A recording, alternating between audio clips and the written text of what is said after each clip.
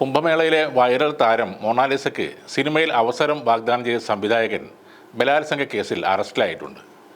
ലൈംഗിക പീഡന കേസിൽ മുൻകൂർ ജാമ്യാപേക്ഷ ഹൈക്കോടതി തള്ളിയതോടെയാണ് ഹിന്ദി ചിത്രങ്ങളിലെ സംവിധായകനായ സനോജ് കുമാർ മിശ്ര അറസ്റ്റിലായത്. ജാമ്യാപേക്ഷ കോടതി തള്ളിയതോടെ ഡൽഹി പോലീസ് എത്തിയാണ് സനോജ് കുമാറിൻ്റെ അറസ്റ്റ് രേഖപ്പെടുത്തിയത്. 10ലധികം ഹിന്ദി ചിത്രങ്ങൾ സംവിധാനം ചെയ്ത സനോജ് കുമാർ കുടുംബത്തോടൊപ്പം മുംബൈയിലായിരുന്നു താമസിച്ചിരുന്നത്. സിനിമയിൽ അവസരം വാഗ്ദാനം ചെയ്ത് 28കാരിയെ 4 വർഷത്തോളം പീഡിപ്പിച്ചതാണ് കേസ്. ബലാത്സംഗം, സ്ത്രീകൾക്ക് നേരെയുള്ള അതിക്രമം, ഭീഷണിപ്പെടുത്തൽ, ഗർഭഛിദ്ര നിരോധന നിയമം എന്നീ വകുപ്പുകൾ പ്രകാരമാണ് കേസെടുത്തിരിക്കുന്നത്.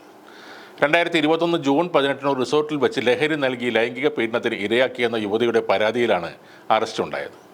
ലഹരി നൽകിയ ശേഷം തൻ്റെ നഗ്ന ചിത്രങ്ങളും വീഡിയോകളും സനോജ് എടുത്തിരുന്നുവെന്നും യുവതി പരാതിയിൽ പറയുന്നുണ്ട്. സംവിധായകനും താനും മുംബൈയിൽ ലിവിംഗ് ടുഗദറിലായിരുന്നു.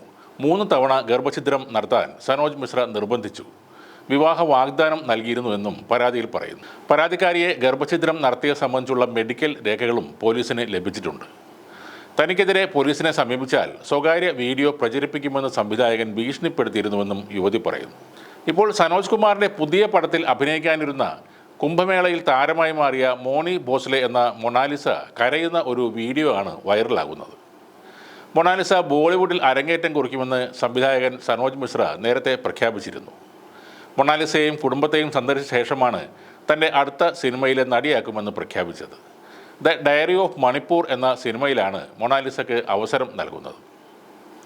ഇതിൻ്റെ ഭാഗമായി മൊണാലിസയ്ക്ക് സംവിധായകൻ ക്ലാസുകളും നൽകിയിരുന്നു.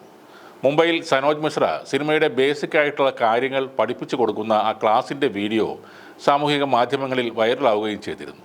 ഒരു ചെറിയ മുറിയിൽ സ്ലേറ്റിൽ പെൻസിൽ കൊണ്ട് ഹിന്ദി അക്ഷരങ്ങൾ എഴുതി വായിച്ച് പഠിക്കുന്നതാണ് ദൃശ്യങ്ങൾ. ഈ പീഡനവീരൻ സനോജ് മിശ്രയാണ് പഠിപ്പിക്കുന്നത്. മൊണാലിസയുടെ സഹോദരിയും കൂടെയുണ്ട്. എഴുത്തും വായനയും അറിയാതെ എങ്ങനെയാണ് ഇൻസ്റ്റാഗ്രാം ഉപയോഗിക്കുന്നതെന്ന് മൊണാലിസയോട് സനോജ് ആ വീഡിയോയിൽ ചോദിക്കുന്നുണ്ട്.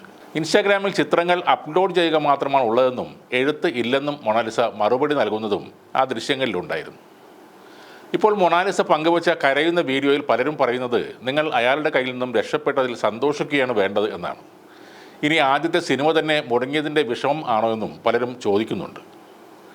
ഹിന്ദി സിനിമയോ മറ്റുള്ള നോർത്തിലെ ഭാഷാ സിനിമകളൊക്കെ ആയാലും നല്ല രീതിയിൽ തന്നെ ചൂഷണവും പീഡനവും നടക്കുന്നുണ്ട്.